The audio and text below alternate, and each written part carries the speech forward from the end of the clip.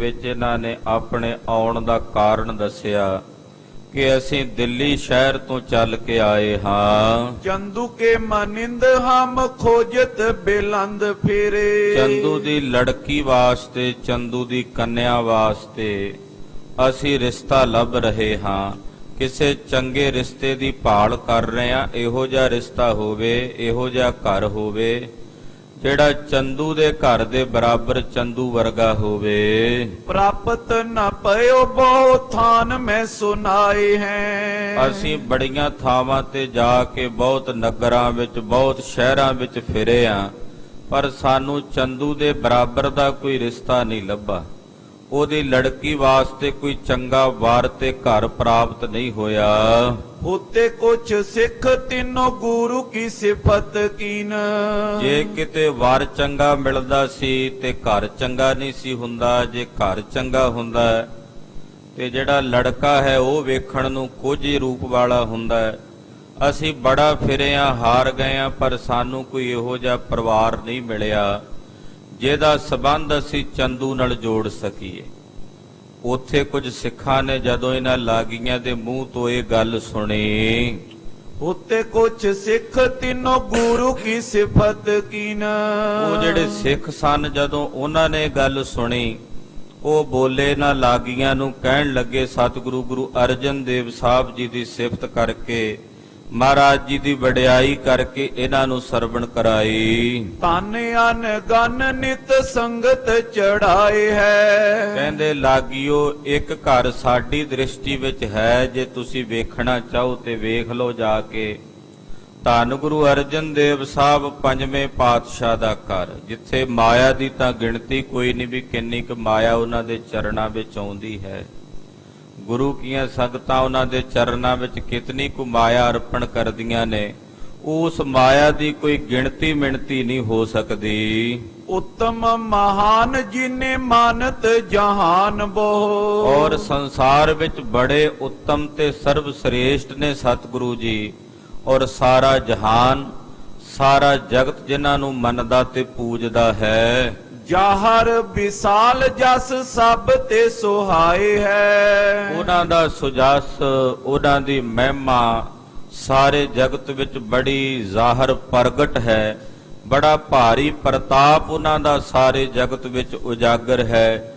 ਹਰ ਇੱਕ ਉਹਨਾਂ ਦੇ ਅੱਗੇ ਝੁਕਦਾ, ਸੀਸ ਝੁਕਾਉਂਦਾ, ਨਮਸਕਾਰਾਂ ਕਰਦਾ ਹੈ।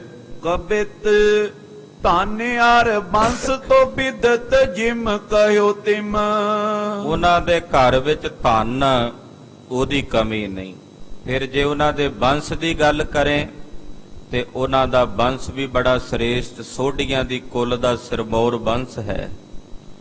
ਔਰ ਜਿਹੜਾ ਤੁਸੀਂ ਬੰਸ ਤੇ ਘਰ ਲੱਭ ਰਹੇ ਹੋ, ਘਰ ਤਾਂ ਇਹ ਤੁਹਾਨੂੰ ਦੱਸ ਦਿੱਤਾ ਵੀ ਉਹਨਾਂ ਦੇ ਘਰ ਵਰਗਾ ਘਰ ਵੀ ਕੋਈ ਨਹੀਂ, ਔਰ ਉਹਨਾਂ ਦੇ ਬੰਸ ਵਰਗਾ ਕੋਈ ਦੁਨੀਆ ਵਿੱਚ ਬੰਸ ਵੀ ਕੋਈ ਨਹੀਂ। ਇਹ ਤਾਂ ਉਹਨਾਂ ਦੇ ਘਰ ਤੇ ਬੰਸ ਦੀ ਗੱਲ ਹੈ।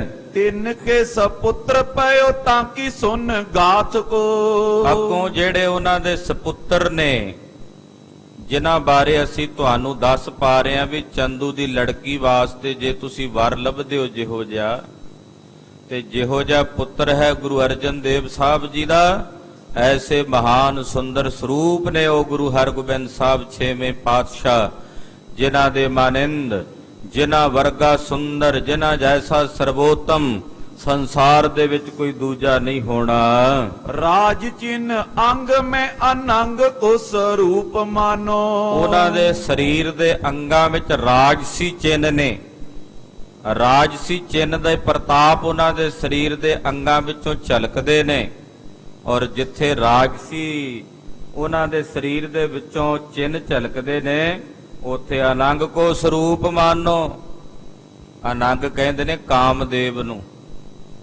ਅਨੰਗ ਕਹਿੰਦੇ ਕਾਮਦੇਵ ਦੇ ਕੋਈ ਅੰਗ ਨਹੀਂ ਹਨ, ਉਹਦਾ ਕੋਈ ਸਰੀਰ ਦਾ ਸਥੂਲ ਸਰੂਪ ਨਹੀਂ ਹੈ, ਇਸ ਕਰਕੇ ਉਹਨੂੰ ਅਨੰਗ ਕਿਹਾ ਜਾਂਦਾ ਹੈ। ਔਰ ਸਭ ਤੋਂ ਸੁੰਦਰ ਦੇਵਤਾ ਮੰਨਿਆ ਹੈ ਕਾਮਦੇਵ। ਕਰੋੜਾਂ ਕਾਮਦੇਵ ਵੀ ਇਕੱਠੇ ਹੋ ਕੇ ਸ਼੍ਰੀ ਗੁਰੂ ਹਰਗੋਬਿੰਦ ਸਾਹਿਬ ਜੀ ਦੀ ਸੁੰਦਰਤਾ ਦੀ ਬਰਾਬਰੀ ਨਹੀਂ ਕਰ ਸਕਦੇ। ਇਤਨੇ ਸੁੰਦਰ ਨੇ ਛੇਵੇਂ ਪਾਤਸ਼ਾਹ ਕਿ ਕਰੋੜਾਂ ਕਾਮਦੇਵ ਵੀ ਉਹਨਾਂ ਦੀ ਸੁੰਦਰਤਾ ਦੇ ਸਾਹਮਣੇ ਤੁੱਛ ਹਨ। ਬਾਹੂ ਹੈ ਪ੍ਰਲੰਬ ਮੁਖ ਰੂਪ ਨਿਸਥਾਨ ਕੋ। ਉਹਨਾਂ ਦੀਆਂ ਬਾਹਾਂ ਗੋਡਿਆਂ ਤੱਕ ਪਲੰਬਦੀਆਂ ਨੇ। ਚਿਹਰਾ ਐਸਾ ਸੁੰਦਰ ਹੈ ਮਾਨੋ ਜਿਵੇਂ ਪੁੰਨਿਆਂ ਦਾ ਚੰਦਰਮਾ ਹੋਵੇ, ਚੌਦਵੀਂ ਦਾ ਚੰਨ ਹੋਵੇ, ਐਸਾ ਸੁੰਦਰ ਸਰੂਪ ਹੈ ਉਹਨਾਂ ਦਾ। ਲੋਚਨ ਵਿਸਾਲ ਤੇ ਬਿਲੋਕਤ ਨਿਹਾਲ ਕਰੇ। ਅੱਖਾਂ ਉਹਨਾਂ ਦੀਆਂ ਮੋਟੀਆਂ ਮੋਟੀਆਂ ਬੜੀਆਂ ਹੀ ਸੁੰਦਰ ਨੇ। ਜਿਸ ਵੱਲ ਵੀ ਵੇਖਦੇ ਨੇ ਉਹਨੂੰ ਨਿਹਾਲ ਕਰ ਦਿੰਦੇ ਹਨ। ਐਸੀ ਦ੍ਰਿਸ਼ਟੀ, ਐਸੀ ਤੱਕਣੀ ਹੈ ਛੇਵੇਂ ਪਾਤਸ਼ਾਹ ਦੀ ਕਿ ਜਿਸ ਵੱਲ ਵੀ ਵੇਖਦੇ ਨੇ ਉਹਨੂੰ ਨਿਹਾਲ ਨਿਹਾਲ ਕਰ ਦਿੰਦੇ ਹਨ। ਚਾਰ ਔਰ ਸੰਗਤਾਂ ਨਿਵਾਵੇਂ ਪਗ ਮਾਤ ਕੋ। ਚਾਰੇ ਪਾਸਿਆਂ ਤੋਂ ਸੰਗਤਾਂ ਆਉਂਦੀਆਂ ਨੇ ਔਰ ਉਹਨਾਂ ਦੇ ਪਵਿੱਤਰ ਚਰਨਾਂ ਤੇ ਆ ਕੇ ਆਪਣਾ ਸੀਸ ਝੁਕਾਉਂਦੀਆਂ ਨੇ, ਨਮਸਕਾਰ ਕਰਦੀਆਂ ਹਨ। ਸੁਤਾ ਕੇ ਸਹਿਤ ਚੰਦੂ ਭਾਗ ਜੇ ਮਹਤ ਹੋਏ। ਔਰ ਚੰਦੂ ਉਹਦੀ ਜਿਹੜੀ ਲੜਕੀ ਹੈ, ਜੇ ਉਹਦੇ ਭਾਗ ਚੰਗੇ ਹੋਏ, ਚੰਦੂ ਦੇ ਭਾਗ ਚੰਗੇ ਹੋਏ, ਚੰਦੂ ਦੀ ਲੜਕੀ ਦੇ ਭਾਗ ਸਵੱਲੇ ਹੋਏ, ਬਨੇ ਸਨ ਬੰਦ ਤਬ ਸਤ ਗੁਰੂ ਸਾਥ ਕੋ। ਤੇ ਤਾਂ ਸਤਿਗੁਰਾਂ ਦੇ ਘਰ ਨਾਲ ਉਹਦਾ ਸੰਬੰਧ ਬਣ ਸਕਦਾ ਹੈ, ਸੰਜੋਗ ਜੁੜ ਸਕਦਾ ਹੈ। ਕਬਿਤ ਸੁਨ ਦੇ ਜਬਰ ਔਰ ਹਰਖ ਅਧਿਕ ਤਰ। ਇਹਨਾਂ ਬ੍ਰਾਹਮਣਾਂ ਨੇ ਤੇ ਜਿਹੜੇ ਨਾਈ ਤੇ ਬ੍ਰਾਹਮਣ ਉਦੋਂ ਰਿਸ਼ਤਾ ਲੱਭਣ ਜਾਂਦੇ ਸਨ, ਇਹਨਾਂ ਬ੍ਰਾਹਮਣਾਂ ਨੇ ਤੇ ਨਾਈਆਂ ਨੇ ਜਦੋਂ ਇਹ ਗੱਲ ਸਿੱਖਾਂ ਦੇ ਮੁਖੋਂ ਸੁਣੀ, ਗੁਰੂ ਸਾਹਿਬ ਜੀ ਦੇ ਘਰ ਦੀ ਮਹਿਮਾ ਵਡਿਆਈ ਸੁਣੀ, ਰੂਰੋ ਬਾਰ ਗੁਰੂ ਪਾਇਓ ਵਿਚਰਤ ਗਏ ਹਾਰ। ਕਹਿੰਦੇ ਇਹ ਤਾਂ ਬੜਾ ਵਧੀਆ ਤੁਸੀਂ ਸਾਨੂੰ ਦੱਸ ਦਿੱਤਾ ਹੈ, ਸਾਨੂੰ ਤਾਂ ਸਮਝ ਲਓ ਵਰ ਮਿਲ ਗਿਆ ਚੰਦੂ ਦੀ ਧੀ ਵਾਸਤੇ। ਅਸੀਂ ਤਾਂ ਸੁਣ ਕੇ ਹੀ ਮਨ ਚ ਪਤੀਜ ਗਿਆ ਕਿ ਵਾਕਈ ਇਹ ਘਰ, ਇਹ ਵਰ ਚੰਦੂ ਦੀ ਲੜਕੀ ਵਾਸਤੇ ਯੋਗ ਹੈ।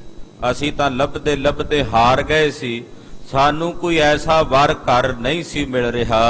ਰੂਪਵਤੀ ਕਨਿਆ ਹੋਤੀ ਬਾਲਕ ਸੋਨਿਓ ਸੋ ਤੈਸੋ। ਚੰਦੂ ਦੀ ਲੜਕੀ ਬੜੀ ਸੁੰਦਰ ਸਰੂਪ ਹੈ ਤੇ ਅਸੀਂ ਉਹਦੇ ਵਾਸਤੇ ਕੋਈ ਸੁੰਦਰ ਸਰੂਪ ਹੀ ਬਾਲਕ ਲੱਭ ਰਹੇ ਸੀ, ਤੇ ਤੁਸੀਂ ਦੱਸਿਆ ਕਿ ਗੁਰੂ ਅਰਜਨ ਦੇਵ ਸਾਹਿਬ ਦੇ ਸਪੂਤ ਸ਼੍ਰੀ ਹਰਗੋਬਿੰਦ ਸਾਹਿਬ ਜੀ ਬਹੁਤ ਹੀ ਸੁੰਦਰ ਨੇ।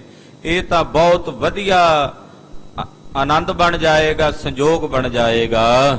ਦੇਰ ਨਾ ਬਨਤ ਅਬ ਗਮਨੇ ਤਿਨ ਕੋਈ ਦਵਾਰ।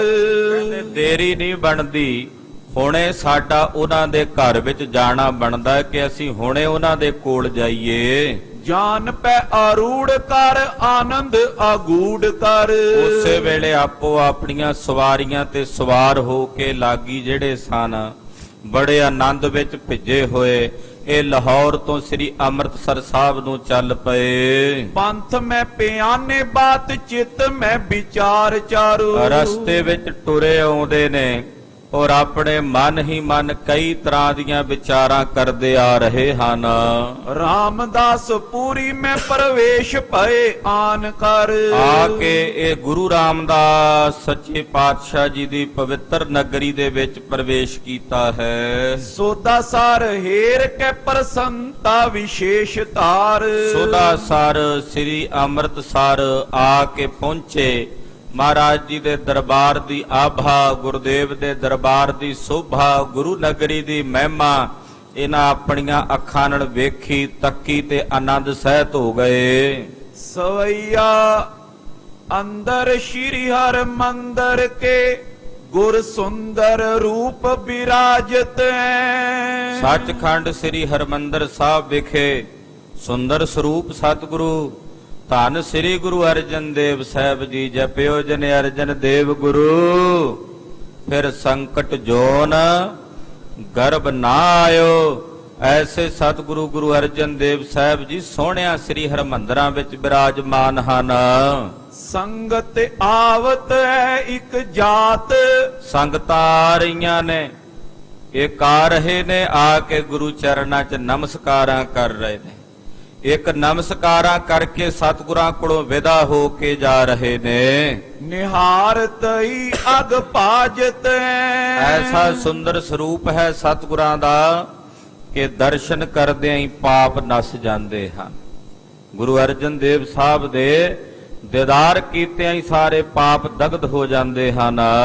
ਗਾਵਤ ਰਾਗ ਰਬਾਬੀ ਕਨੇ। ਮਹਾਰਾਜ ਜੀ ਦੇ ਦਰਬਾਰ ਵਿੱਚ ਰਬਾਬੀ ਬੈਠੇ ਕੀਰਤਨ ਕਰ ਰਹੇ ਨੇ। ਬੜੇ ਸੋਹਣੇ ਸੁੰਦਰ ਰਾਗਾਂ ਦੇ ਵਿੱਚ ਗੁਰਬਾਣੀ ਦਾ ਰਾਗਮਈ ਕੀਰਤਨ ਗਾਇਨ ਕਰ ਰਹੇ ਹਨ। ਫਿਰ ਆਗੇ ਸੁਬਾਦਤ ਬਾਜਤ। ਔਰ ਸੋਹਣੇ ਬਾਜੇ ਸਾਜ਼, ਕੋਈ ਰਬਾਬ ਵੱਜ ਰਹੀ ਹੈ, ਦੁੱਪੜ ਵੱਜ ਰਿਹਾ ਹੈ, ਇਸ ਪ੍ਰਕਾਰ ਨਾਲ ਸਾਜ਼ ਵੱਜ ਰਹੇ ਹਨ। ਹੋਤ ਅਨੇਕਨ ਕੀ ਅਰਦਾਸ। ਅਨੇਕਾਂ ਸੇਵਕਾਂ ਤੇ ਸਿੱਖਾਂ ਦੀਆਂ ਅਰਦਾਸਾਂ ਗੁਰੂ ਸਾਹਿਬ ਦੇ ਚਰਨਾਂ 'ਚ ਹੋ ਰਹੀਆਂ ਨੇ। ਮੇਵੜੇ ਸਿੱਖ ਆਈਆਂ ਹੋਈਆਂ ਸੰਗਤਾਂ ਦੀ, ਗੁਰ ਸਿੱਖਾਂ ਦੀ ਅਰਦਾਸ ਮਹਾਰਾਜ ਜੀ ਦੇ ਪਾਵਨ ਪਵਿੱਤਰ ਚਰਨਾਂ 'ਚ ਕਰ ਰਹੇ ਹਨ। ਮਨੋਰਥ ਸੇਵਤ ਸਾਜਤ ਹੈ। ਔਰ ਜੋ ਜੋ ਮਨ ਦੇ ਮਨੋਰਥ ਨੇ, ਉਹਨਾਂ ਮਨੋਰਥਾਂ ਨੂੰ ਗੁਰੂ ਚਰਨਾਂ ਵਿੱਚ ਪ੍ਰਗਟ ਕਰਦੇ ਨੇ ਔਰ ਸਤਿਗੁਰੂ ਜੀ ਸਿੱਖਾਂ ਦੇ ਉਹਨਾਂ ਮਨੋਰਥਾਂ ਦੀ ਪੂਰਤੀ ਕਰਦੇ ਹਨ। ਸਵਈਆ ਦੇਖ ਪ੍ਰਤਾਪ ਵਿਸਾਲ ਗੁਰੂ ਕੋ।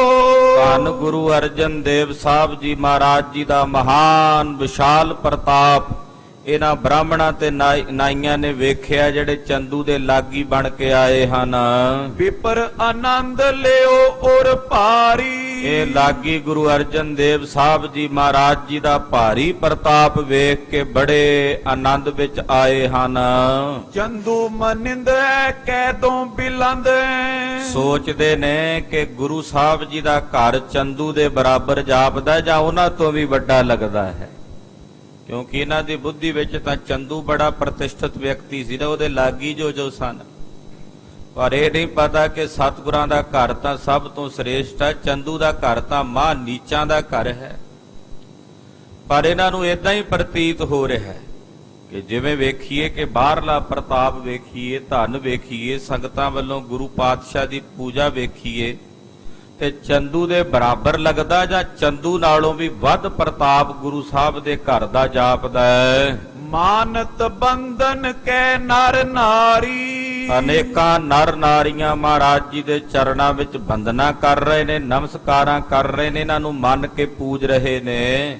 ਸ਼੍ਰੀ ਹਰਿ ਗੋਬਿੰਦ ਏਤ ਨਿਮੈ। ਇਹ ਸੋਚ ਹੀ ਰਹੇ ਸਨ ਏਦਾਂ ਬੈਠੇ ਤੇ ਏਨੇ ਨੂੰ ਧੰਨ ਸ੍ਰੀ ਗੁਰੂ ਹਰਗੋਬਿੰਦ ਸਾਹਿਬ, ਮੇਰੀ ਪੀਰੀ ਦੇ ਬਾਲਕ ਸਤਿਗੁਰੂ ਸੱਚੇ ਪਾਤਸ਼ਾਹ ਜੀ ਮਹਾਰਾਜ ਤੈਂ ਆਏ ਗਏ ਦੁੱਤ ਦੀਰਘ ਧਾਰੀ। ਮਹਾਨ ਦੁਤੀ, ਮਹਾਨ ਆਭਾ ਆਪਣੇ ਸਰੀਰ ਤੇ ਧਾਰਨ ਕਰਕੇ ਗਰੀਬ ਨਵਾਜ ਸੱਚੇ ਪਾਤਸ਼ਾਹ ਜੀ ਆ ਪਹੁੰਚੇ। ਸੰਗਤ ਦੇਖਤ ਪ੍ਰੇਮ ਵਿਸ਼ੇਸ਼ ਅਸ਼ੇਖ।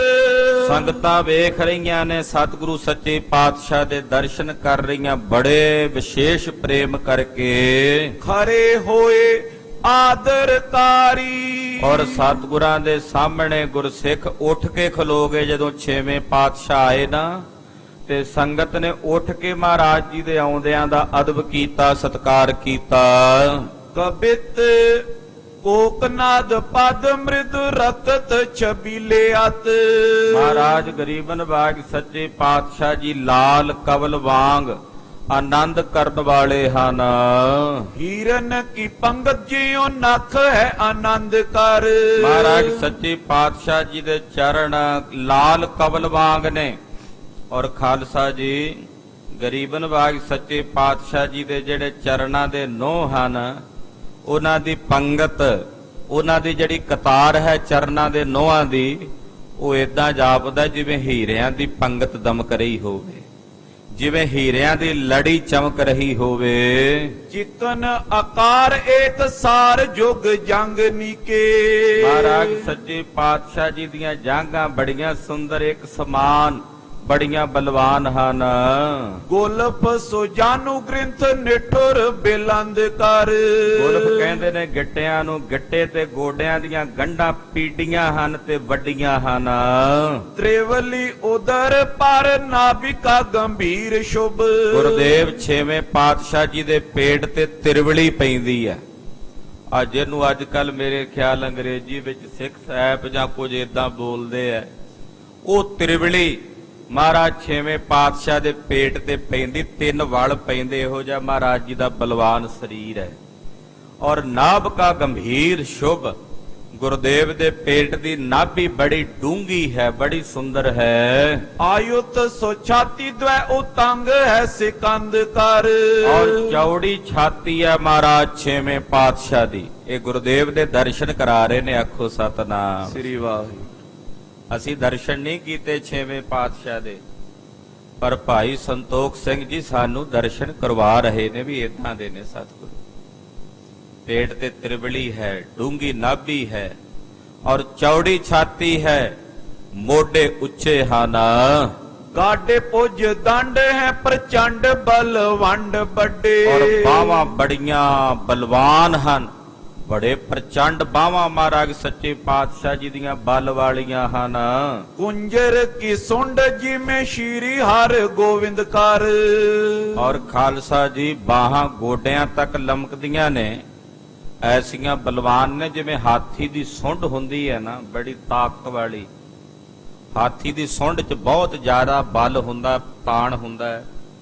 ਹਾਥੀ ਦੇ ਸਾਰੇ ਸਰੀਰ ਦਾ ਤਾਣ ਉਹਦੀ ਸੁੰਡ ਦੇ ਵਿੱਚ ਹੁੰਦਾ। ਇੰਨਾ ਬਲ ਹੁੰਦਾ ਵੀ ਜੇ ਸ਼ੇਰ ਨੂੰ ਵੀ ਆਪਣੀ ਸੁੰਡ ਦੇ ਵਿੱਚ ਘੁੱਟ ਲਵੇ ਤੇ ਉਹਨੂੰ ਘੁੱਟ ਕੇ ਮਾਰ ਦਿੰਦਾ ਹੈ। ਕਹਿੰਦੇ ਉਸ ਹਾਥੀ ਦੀ ਸੁੰਡ ਦੇ ਸਮਾਨ ਮਹਾਰਾਜ ਜੀ ਦੀਆਂ ਬਾਹਾਂ ਬੜੀਆਂ ਬਲ ਵਾਲੀਆਂ ਹੈ। ਜੇ ਕਲਗੀਧਰ ਦੇ ਬਚਨ ਪੜ੍ਹੀਏ ਤੇ ਪਾਤਸ਼ਾਹ ਕਹਿੰਦੇ ਆਜਾਨ ਬਾਹੋ, ਆਜਾਨ ਬਾਹੋ। ਆਜਾਨ ਯਾਨੀ ਕਿ ਬਲ ਦਾ ਅੰਤ ਹੀ ਨਹੀਂ ਹੈ। ਭਾਰੀ ਭੁਜਾਨ ਕੋ ਭਾਰੀ ਭਰੋਸੋ। ਕਲਗੀਧਰ ਜੀ ਨੇ ਬਚਨ ਲਿਖੇ ਨੇ, ਮਹਾਰਾਜ ਤੁਹਾਡੀਆਂ ਵੱਡੀਆਂ ਬਾਹਾਂ ਤੇ ਮੈਨੂੰ ਬੜਾ ਵੱਡਾ ਭਰੋਸਾ ਹੈ।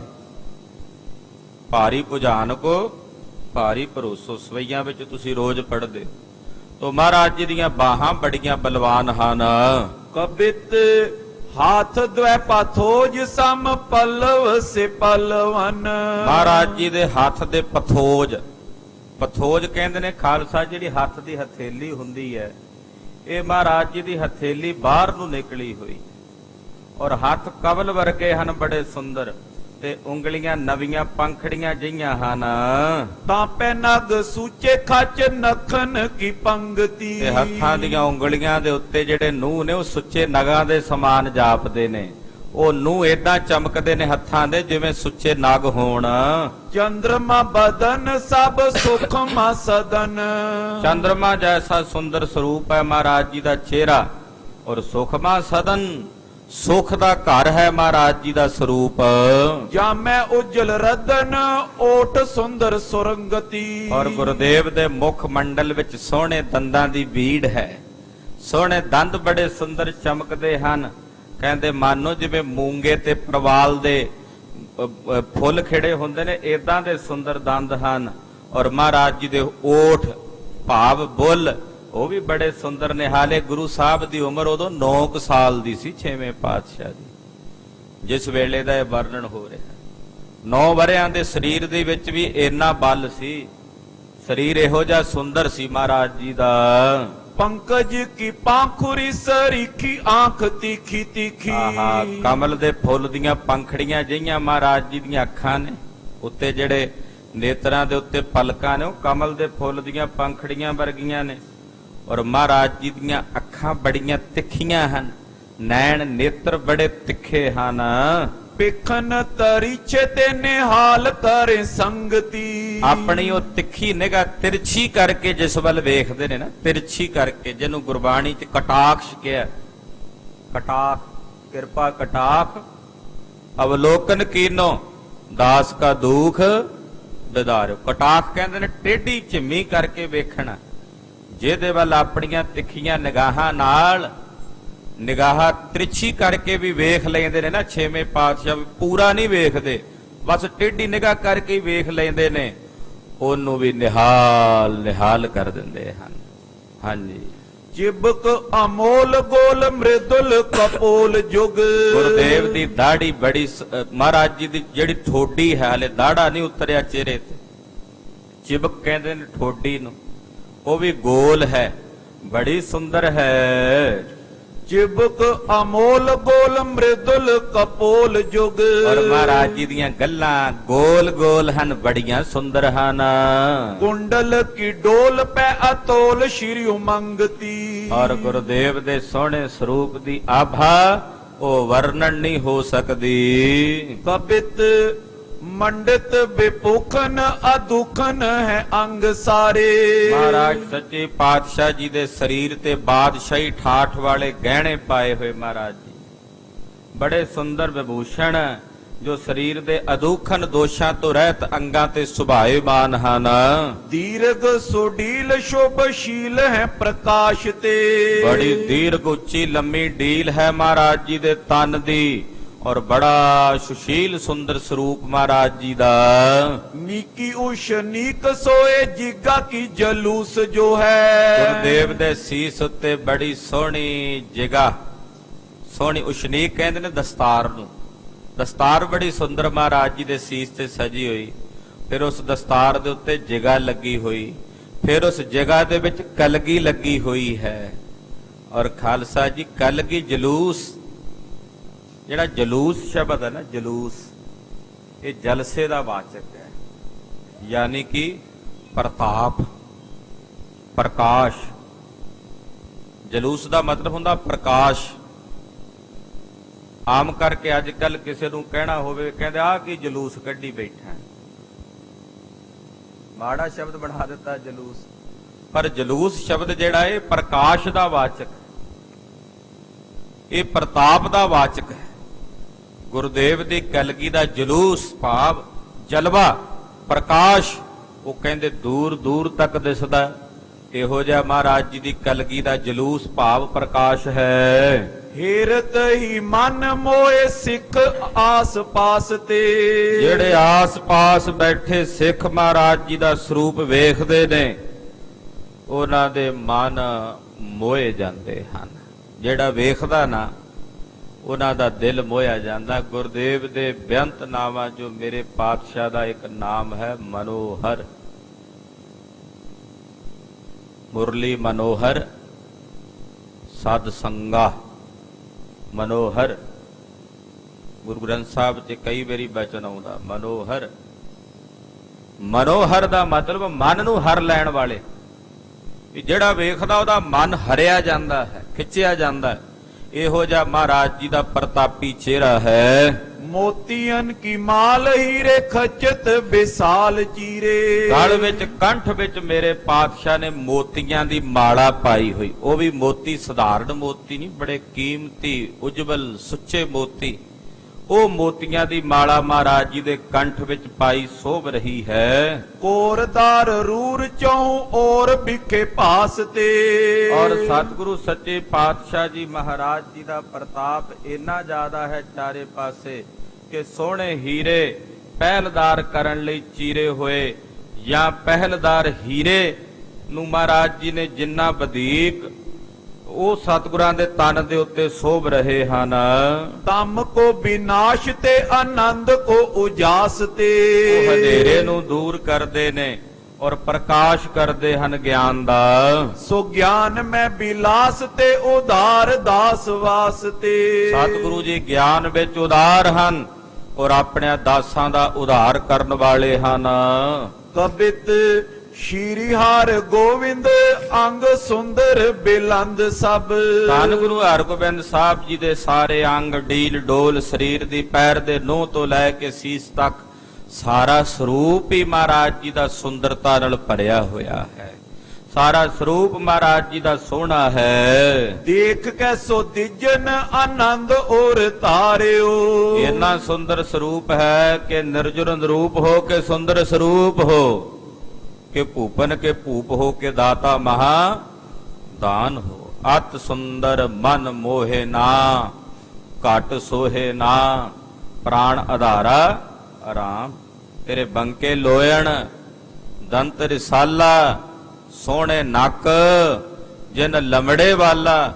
ਮਹਾਰਾਜ ਜੀ ਦਾ ਬੜਾ ਹੀ ਸੁੰਦਰ ਸਰੂਪ ਹੈ। ਜਦੋਂ ਇਹਨਾਂ ਦਿਜਾਂ ਨੇ, ਇਹਨਾਂ ਲਾਗੀਆਂ ਨੇ ਜਿਹੜੇ ਚੰਦੂ ਦੇ ਭੇਜੇ ਹੋਏ ਸਨ, ਮਹਾਰਾਜ ਜੀ ਨੂੰ ਵੇਖਿਆ, ਵੇਖਦਿਆਂ ਇੱਕਦਮ ਵਿਸਮਾਦ ਚ ਹੋ ਗਏ, ਆਨੰਦ ਨਾਲ ਹੀ ਭਰ ਗਿਆ। ਇੰਨੇ ਸੁੰਦਰ ਮਾਨੋ ਕੁੱਲ ਕਾਇਨਾਤ ਦੀ ਸੁੰਦਰਤਾ ਇਹਨਾਂ ਦੇ ਚਰਨਾਂ 'ਚੋਂ ਨਿਕਲੀ ਹੋ।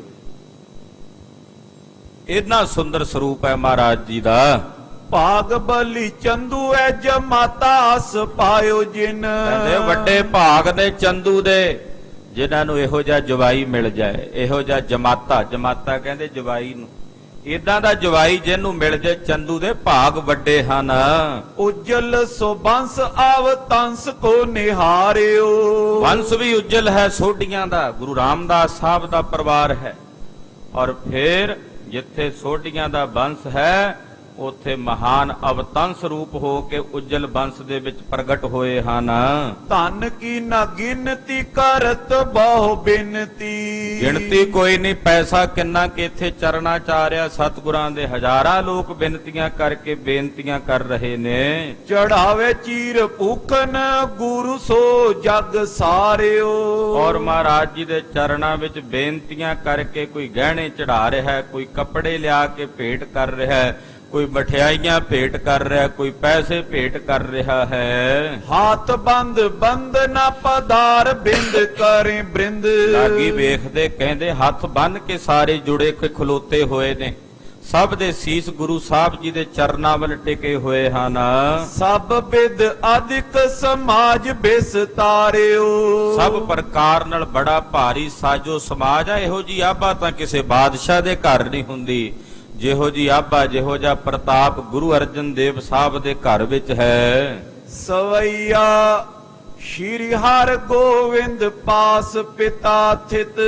ਧੰਨ ਗੁਰੂ ਹਰਗੋਬਿੰਦ ਸਾਹਿਬ ਜੀ ਚੱਲ ਕੇ ਆਏ, ਆ ਕੇ ਆਪਣੇ ਪਿਤਾ ਸ਼੍ਰੀ ਗੁਰੂ ਅਰਜਨ ਦੇਵ ਸਾਹਿਬ ਜੀ ਮਹਾਰਾਜ ਜੀ ਦੇ ਕੋਲ ਆ ਕੇ ਸੋਹਤ ਹੈ ਸਿੱਖ ਸੇਵਕ ਮਾਹੂ। ਮਹਾਰਾਜ ਜੀ ਦੇ ਕੋਲ ਆ ਕੇ ਬੈਠ ਗਏ। ਸੋਭਦੀਕ ਹੋ ਰਹੇ ਨੇ, ਸਿੱਖ ਮਹਾਰਾਜ ਜੀ ਨੂੰ ਸੇਵ ਰਹੇ ਹਨ।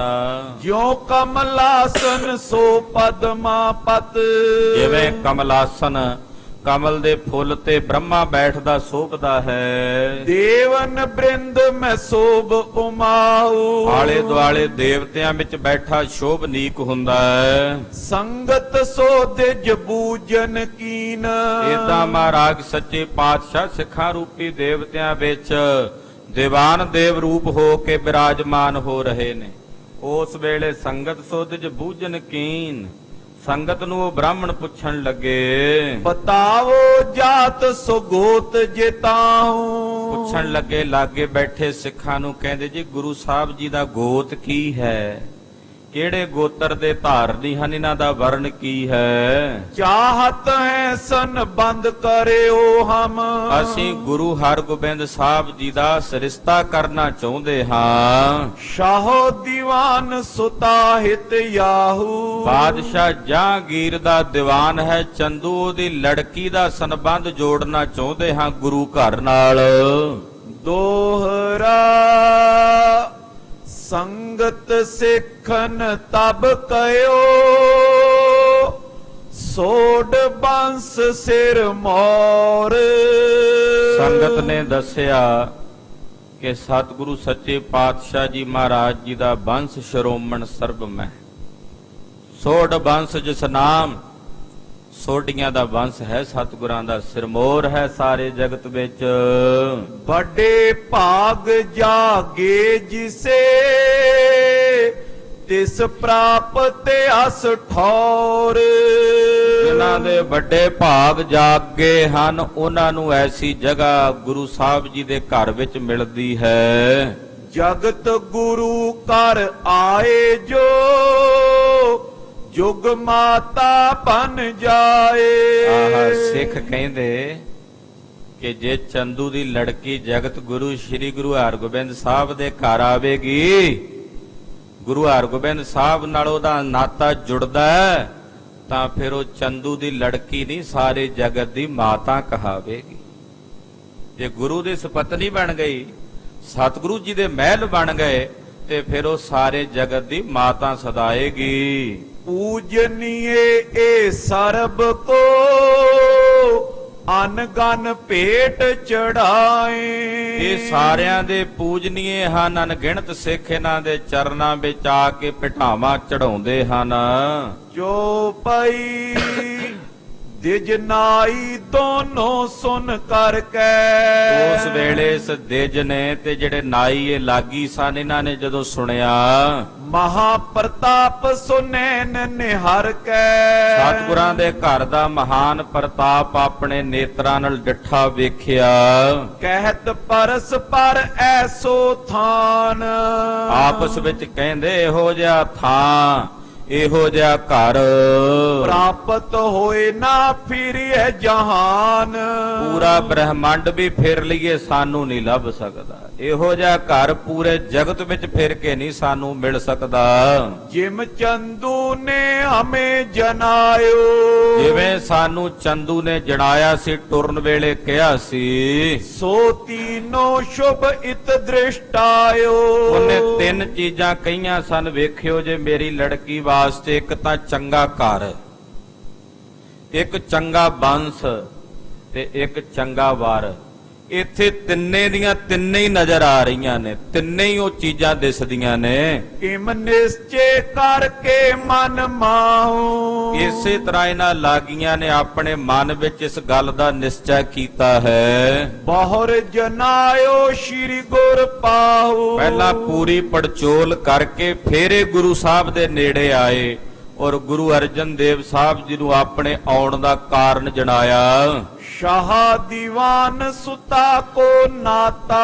ਕਹਿਣ ਲੱਗੇ, ਸਤਿਗੁਰੂ ਜੀ, ਅਸੀਂ ਚੰਦੂ ਦੀਵਾਨ ਦੀ ਲੜਕੀ ਦਾ ਨਾਤਾ ਰਿਸ਼ਤਾ ਆਪ ਜੀ ਦੇ ਫਰਜ਼ੰਦ, ਆਪ ਜੀ ਦੇ ਸਹਿਬਜ਼ਾਦੇ ਛੇਵੇਂ ਪਾਤਸ਼ਾਹ ਜੀ ਵਾਸਤੇ ਲੈ ਕੇ ਆਏ ਹਾਂ। ਕਰਿਓ ਚਹਿਤ ਹਮ ਤੁਮਰੇ ਤਾਤਾ। ਆਪ ਜੀ ਦੇ ਸਪੁੱਤਰ ਦੇ ਨਾਲ ਅਸੀਂ ਚੰਦੂ ਦੀ ਲੜਕੀ ਦਾ ਨਾਤਾ ਕਰਨਾ ਚਾਹੁੰਦੇ ਹਾਂ। ਹੀਰ ਚਲੇ ਅਬ ਦਿੱਲੀ ਜਾਏ। ਅਸੀਂ ਸਭ ਕੁਝ ਵੇਖ ਲਿਆ, ਪੂਰਨ ਤੌਰ ਤੇ ਸਭ ਕੁਝ ਤੱਕ ਲਿਆ। ਹੁਣ ਇਹ ਸਾਰਾ ਕੁਝ ਵੇਖ ਕੇ ਅਸੀਂ ਦਿੱਲੀ ਵਾਪਸ ਚੰਦੂ ਕੋਲ ਜਾਵਾਂਗੇ। ਸਭ ਬਿਰਤਾਂਤ ਕੋ ਤਾਹੀ ਸੁਨਾਏ। ਔਰ ਆਪ ਜੀ ਦੇ ਘਰ ਬਾਰੇ ਸਾਰਾ ਬਿਰਤਾਂਤ ਜਾ ਕੇ ਚੰਦੂ ਨੂੰ ਸੁਣਾਵਾਂਗੇ, ਦੱਸਾਂਗੇ। ਦੇਰ ਨਹੀਂ ਤੂਰਨ ਹਟ ਆਵੇਂ। ਮਹਾਰਾਜ ਜੀ, ਦੇਰੀ ਨਹੀਂ ਲਾਵਾਂਗੇ, ਅਸੀਂ ਜਿੰਨਾ ਛੇਤੀ ਹੋ ਸਕਿਆ ਮੁੜ ਕੇ ਵਾਪਸ ਸਗਨ ਲੈ ਕੇ ਆਵਾਂਗੇ। ਹਮ ਉੱਤਮ ਸੰਬੰਧ ਬਣਾਵੇਂ। ਔਰ ਇਹ ਉੱਤਮ ਸੰਬੰਧ ਹੈ, ਅਸੀਂ ਬਣਾਵਾਂਗੇ, ਜੋੜਾਂਗੇ। ਸ਼੍ਰੀ ਅਰਜਨ ਦੋਨੋਂ ਸੰਗ ਪਾਖਾ। ਹੋਵੈ ਸੋ ਜੋ ਰਾਮ ਰਚ ਰਾਖਾ। ਮਹਾਰਾਜ ਪੰਜਵੇਂ ਪਾਤਸ਼ਾਹ ਜੀ ਅੱਗੋਂ ਬੋਲੇ, ਕਹਿੰਦੇ, ਚੰਗਾ ਭਾਈ ਹੋਣਾ ਤਾਂ ਉਹ ਹੀ ਹੈ ਜਿਹੜਾ ਰਾਮ ਨੇ ਰਚਿਆ ਹੋਇਆ। ਪਾਤਸ਼ਾਹ ਜਾਣਦੇ ਸਨ ਆਉਣ ਵਾਲੇ ਸਮੇਂ 'ਚ ਕੀ ਵਰਤਣਾ। ਗੁਰਦੇਵ ਨੇ ਨਹੀਂ ਕੋਈ ਬਚਨ ਕੀਤਾ, ਜਿਹੜੀ ਹੋਣੀ ਜਿਵੇਂ ਚੱਲਣੀ ਆ ਉਸੇ ਤਰ੍ਹਾਂ ਹੀ ਹੋਣੀ ਸੀ। ਮਹਾਰਾਜ ਜੀ ਕਹਿੰਦੇ, ਭਾਈ ਜੋ ਰਾਮ ਨੇ ਰਚਿਆ ਹੋਇਆ, ਵਿਧਾਤੇ ਨੇ ਰਚਿਆ ਹੋਇਆ, ਉਹਾ ਕੁਝ ਹੀ ਹੋਣਾ ਹੈ। ਪਰਮੇਸ਼ਰ ਸਭ ਬਨਤ ਬਣਾਈ। ਪਾਰ ਬ੍ਰਹਮ ਪਰਮੇਸ਼ਰ ਨੇ ਸਾਰੀ ਬਣਤ ਬਣਾਈ ਹੋਈ ਹੈ। ਭਲੀ ਜੋ ਹੋਏ ਕਰਤ ਬਿਦ ਸਾਈ। ਉਹ ਸਾਈਂ ਉਹਾ ਕੁਝ ਕਰਦਾ ਜੋ ਭਲਾ ਹੋਵੇ। ਉਹਦੇ ਕੋਲੋਂ ਜੋ ਵੀ ਹੁੰਦਾ ਭਲਾ ਹੀ ਹੁੰਦਾ ਹੈ। ਤਿਸ ਤੇ ਹੋਏ ਸੋ ਨਾਹੀ ਬੁਰਾ। ਜੋ ਉਹਦੇ ਤੋਂ ਹੁੰਦਾ ਨਾ, ਉਹ ਬੁਰਾ ਨਹੀਂ ਹੁੰਦਾ। बुरा नहीं, सब भला ही है। परमात्मा ने जो करना वो भला ही करना है। इम कै लाग देन जब लागे। इदां कह के जदों महाराज जी इन्हां नूं लाग देण लगे ना, कुछ माया महाराज जी लाग वजों इन्हां नूं जदों देण लगे, लियो न तिनो कहत गुर आगे। इन्हां ने लाग लिया नहीं, अगों बोले कहन लगे, जब ऐहे हम दूसर बारी। कहंदे जी असीं दुबारा आवांगे ना जदों तुहाडे कोल शगन लैके, तब कर है जिम आप उचारी। उदों लवांगे असीं लाग, उदों जिवें तुसीं कहोगे असीं उसे तरह करांगे। मस्तक टेक विसर्जन होए। इस तरह सतगुरां नूं नमस्कार करके ये दोवें विदा होए। गमने तूरन दिल्ली दोए। ये दोवें एक ब्राह्मण सी एक नाई सी, मत्था टेक के महाराज जी नूं दिल्ली नूं चले गए। दोहरा दिज ਨਿਜ ਗਮਨਿਓ ਦਿੱਲੀ ਦਿਸ਼ਾ ਸਨੇ ਸਨੇ ਮਗ ਜਾਏ। ਇਹ ਬ੍ਰਾਹਮਣ ਤੇ ਨਾਈ ਦੋਵੇਂ ਸ੍ਰੀ ਅੰਮ੍ਰਿਤਸਰ ਸਾਹਿਬ ਤੋਂ ਚੱਲੇ ਦਿੱਲੀ ਨੂੰ। ਸਹਿਜੇ ਸਹਿਜੇ ਰਸਤੇ ਦਾ ਪੈਂਡਾ ਤੈਅ ਕਰਦੇ ਆ ਰਹੇ ਨੇ। ਪਹੁੰਚੇ ਚੰਦੂ ਕੇ ਸਦਨ ਆਸ਼ਿਕ ਦਈ ਵਧਾਏ।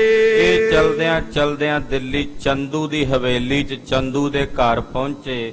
ਆ ਕੇ ਚੰਦੂ ਨੂੰ ਆਸ਼ੀਰਵਾਦ ਦੇਣ ਕੇ ਉਹਦੇ ਕੋਲ ਬੈਠ ਗਏ। ਸਵਈਆ ਛੰਦ ਬੈਠ ਸਮੀਪ ਸੁਨਾਵਨ ਕੀਨਸ। ਕੋਲ ਬਹਿ ਕੇ ਚੰਦੂ ਦੇ ਇਹ ਸੁਣਾ ਕੇ ਚੰਦੂ ਨੂੰ ਕਹਿਣ ਲੱਗੇ। ਵਿਚਰੇ ਜੈ ਕੈ ਪੁਰ ਸਮੁਦਾਏ। ਕਹਿਣ ਲੱਗੇ ਦੀਵਾਨ ਜੀ ਅਸੀਂ ਤੁਹਾਡੀ ਲੜਕੀ ਦੇ ਰਿਸ਼ਤੇ ਵਾਸਤੇ ਬੜਿਆਂ ਨਗਰਾਂ ਬੜਿਆਂ ਸ਼ਹਿਰਾਂ ਬੜਿਆਂ ਪਿੰਡਾਂ ਗ੍ਰਾਮਾਂ ਵਿੱਚ ਫਿਰੇ ਹਾਂ। ਨੈ ਪਾਇਓ ਸੰਬੰਧ ਕਿਸੀ ਥਲ।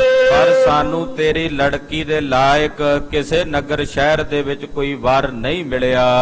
ਲਾਪੁਰ ਤੇ ਸੁਧ ਕੋ ਪੁੰਨ ਪਾਏ। ਜਦੋਂ ਅਸੀਂ ਚਲਦੇ ਚਲਦੇ ਲਾਹੌਰ ਪਹੁੰਚੇ ਤੇ ਲਾਹੌਰ ਪਹੁੰਚ ਕੇ ਉੱਥੇ ਸਾਨੂੰ ਖਬਰ ਮਿਲੀ। ਪਿੱਖਿਓ ਪਹੁੰਚ ਕੇ ਭਲੋ ਟਿਕਾਨੋ। ਲਾਹੌਰ ਸਾਨੂੰ ਕਿਸੇ ਨੇ ਦੱਸ ਪਾਈ ਤੇ ਅਸੀਂ ਉਸ ਭਲੇ ਟਿਕਾਣੇ ਤੇ ਪਹੁੰਚੇ। ਸੋਢੀ ਬੰਸ ਬਿਦਤ ਸਭ ਥਾਈ। ਸੋਢੀਆਂ ਦਾ ਬੰਸ ਹੈ ਸਾਰੇ ਜਗਤ ਦੇ ਵਿੱਚ ਉਹ ਬੰਸ ਵਿਦਤ ਹੈ ਪ੍ਰਗਟ ਹੈ। ਸ਼੍ਰੀ ਰਘੁਬਰ ਕੀ ਕੁਲ ਅਕਲੰਕ। ਔਰ ਇਹ ਰਘੁਬਰ ਦੀ ਕੁਲ ਤੋਂ ਅੱਗੇ ਸੋਢੀਆਂ ਤੇ ਬੇਦੀਆਂ ਦੀ ਕੁਲ ਚੱਲਦੀ ਆ ਰਹੀ ਹੈ। ਜੋ ਜਗਤ ਪੂਜੀਐ ਅਬ ਗੁਰ ਸੁਖਦਾਏ। ਔਰ ਉਹ ਸਾਰੇ ਜਗਤ ਦੇ ਸੁਖਦਾਏ ਪੂਜਨੀਏ ਹਨ ਔਰ ਇਸ ਵੇਲੇ ਜਗਤ ਦੇ ਗੁਰੂ ਹਨ। ਕੁਲ ਆਚੀ ਧਨ ਗਨ ਬਰ ਸੁੰਦਰ। ਉਹਨਾਂ ਦੀ ਕੁਲ ਵੀ ਬੜੀ ਚੰਗੀ ਹੈ ਤੇ ਮਾਇਆ ਦੀ ਤਾਂ ਚੰਦੂ ਗਿਣਤੀ ਕੋਈ ਨਹੀਂ। ਕਿੰਨਾ ਕੁ ਚੜਾਵਾ ਉਹਨਾਂ ਦੇ ਚਰਨਾਂ 'ਚ ਚੜਦਾ ਹੈ ਉਹਦੀ ਵੀ ਕੋਈ ਗਿਣਤੀ ਨਹੀਂ। ਤੋਹੇ ਕਯੋ ਜਸ ਦੇਖਿਓ ਜਾਏ। ਫਿਰ ਵਰ ਦੀ ਗੱਲ ਵੇਖੀਏ ਤੇ ਵਰ ਇੰਨਾ ਸੁੰਦਰ ਹੈ ਕਿ ਚੰਦੂ ਜਦੋਂ ਅਸੀਂ ਵੇਖਿਆ ਤੇ ਸਾਡੀਆਂ ਅੱਖਾਂ ਖੁੱਲੀਆਂ ਵੇਖਣ ਨੂੰ ਚਿੱਤ ਕਰੀ ਜਾਏ ਕਿ ਵੇਖੀ ਜਾਈਏ। ਇੰਨਾ ਸੁੰਦਰ ਕਿ ਮਨ ਨਹੀਂ ਸੀ ਰਚਦਾ ਉਹਨਾਂ ਦਾ ਸਰੂਪ ਵੇਖ ਕੇ। ਚੰਦੂ ਜਿਵੇਂ ਤੂੰ ਕਿਹਾ ਸੀ ਉਸੇ ਤਰ੍ਹਾਂ ਦਾ ਘਰ ਵਰ ਸਾਨੂੰ ਲੱਭਿਆ ਹੈ। ਤਬ ਤਨੁ ਜਾ ਕੇ ਭਾਗ ਬੜੇ ਲਖ। ਇਹ ਦੀਵਾਨ ਚੰਦੂ ਤੇਰੀ ਲੜਕੀ ਦੇ ਭਾਗ ਵੱਡੇ ਹਨ। ਬਨੇ ਪੂਜੀਐ ਜਗ ਮਾਤ ਕਹਾਏ। ਉਹ ਸਾਰੇ ਜਗਤ ਦੀ ਪੂਜਨੀਕ ਬਣ ਜਾਏਗੀ। ਤੇਰੀ ਧੀ ਜਗਤ ਦੀ ਮਾਤਾ ਕਹਾਏਗੀ। ਗੁਰੂ ਹਰਗੋਬਿੰਦ ਸਾਹਿਬ ਦੇ ਲੜ ਲੱਗ ਕੇ ਸੋ ਕਰ ਊਨ ਨ ਕਿਸੋਂ ਬਿਦ ਕਰ। ਉਹ ਘਰ ਜਿੱਥੇ ਅਸੀਂ ਵੇਖ ਕੇ ਆਏ ਆ ਤੇਰੀ ਧੀ ਵਾਸਤੇ ਉਹ ਕਿਸੇ ਵੀ ਪਾਸਿਓਂ ਆਉਣਾ ਨਹੀਂ ਪੂਰਾ ਹੀ ਹੈ। ਹਮ ਤੋ ਹੇਰ ਰਹੇ ਹਰ ਖਾਏ। ਅਸੀਂ ਤਾਂ ਵੇਖ ਵੇਖ ਕੇ ਖੁਸ਼ ਹੋਈ ਗਏ ਆਨੰਦਿਤ ਹੋਈ ਗਏ। ਇਤ ਤੂੰ ਵੱਡੋ ਦੀਵਾਨ ਸ਼ਾਹ ਕੋ। ਇਹ ਦੀਵਾਨ ਇਧਰ ਤੂੰ ਵੱਡਾ ਦੀਵਾਨ ਹੈ ਚੰਦੂ ਤੂੰ ਬਾਦਸ਼ਾਹ ਦਾ ਵੱਡਾ ਖਾਸ ਦੀਵਾਨ ਹੈ। ਉਤ ਜਗ ਗੁਰ ਜਿਮ ਚਾਹੇ ਬਣਾਏ। ਇਧਰ ਤੂੰ ਦੀਵਾਨ ਹੈ ਬਾਦਸ਼ਾਹ ਦਾ ਉਧਰ ਉਹ ਜਗਤ ਦੇ ਗੁਰੂ ਨੇ। ਤੁਸੀਂ ਜੇ ਦੋਵੇਂ ਰਲ ਕੇ ਤੁਹਾਡਾ ਸੰਬੰਧ ਜੁੜ ਗਿਆ ਤੁਸੀਂ ਜੋ ਚਾਹੇ ਮਰਜ਼ੀ ਬਣਾ ਸਕਦੇ ਹੋ ਕੁਝ ਵੀ ਕਰ ਸਕਦੇ ਹੋ। ਤਿੰਨ ਬਿਨ ਅਪਰ ਖੋਜ ਹਮ ਥਾਕੇ। ਉਸ ਘਰ ਤੋਂ ਬਿਨਾਂ ਅਸੀਂ ਹੋਰ ਬੜਾ ਲੱਭਿਆ ਬੜਾ ਖੋਜਿਆ ਪਰ ਜਿੱਦਾਂ ਦੀ ਤੇਰੀ ਮੰਗ ਹੈ ਉਹਦੇ ਮੁਤਾਬਕ ਸਾਨੂੰ ਕੋਈ ਹੋਰ ਵਰ ਘਰ ਨਹੀਂ ਲੱਭਿਆ। ਨੈ ਪਾਇਓ ਵਿਚਰੇ ਬਹੁ ਦੇਸ਼। ਇਹ ਨਹੀਂ ਅਸੀਂ ਕਿਤੇ ਲੱਭਿਆ ਨਹੀਂ। ਬੜੀਆਂ ਥਾਵਾਂ ਪਿੰਡਾਂ ਨਗਰਾਂ ਵਿੱਚ ਭਾਲ ਕੇ ਥੱਕ ਗਏ ਅਸੀਂ ਪਰ ਇਹੋ ਜਿਹਾ ਵਰ ਘਰ ਨਹੀਂ ਮਿਲਿਆ ਜਿਹੜਾ ਅਸੀਂ ਹੁਣ ਵੇਖ ਕੇ ਆਏ ਆ ਗੁਰੂ ਘਰ। ਸ਼੍ਰੀ ਨਾਨਕ ਗਾਦੀ ਪਰ ਥਿਤ। ਗੁਰੂ ਨਾਨਕ ਸਾਹਿਬ ਜੀ ਦੀ ਗੱਦੀ ਦੇ ਉੱਤੇ ਉਹ ਪੰਜਵੇਂ ਮਾਲਕ ਹਨ।